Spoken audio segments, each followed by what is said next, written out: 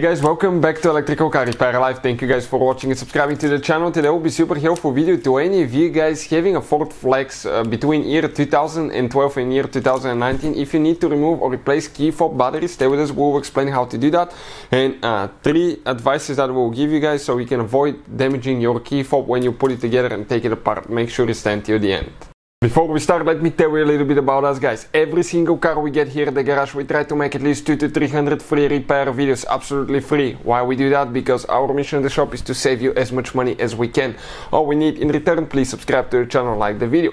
If you need to buy new key fob, battery, tools, parts, you want to save quite a bit of money, check out the link in the description of the video below. That's where we get all our tools and supplies from.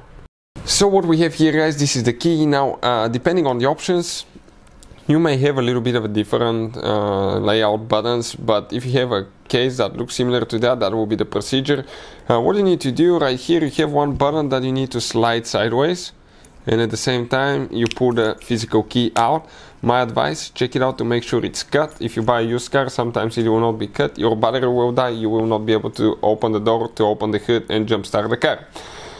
Even though we have a video that explains how to open hood on a Ford that is stuck, guys, and without a key practically, if that happens to you. Now right here the battery will be under this cover, so if you get a small screwdriver or a plastic panel too, you can gently pry a little bit, come on the side between the two pieces. Plastic too is better because you will not cause any physical damage.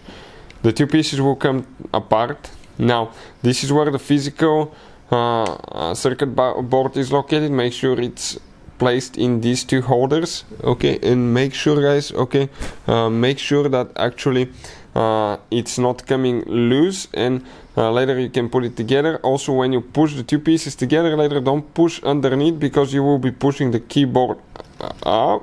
Check it out, the circuit board, and that will damage it, guys, so don't do that. Now, another advice that we'll give you, wipe everything here and here to make sure that it's not contaminated with dust.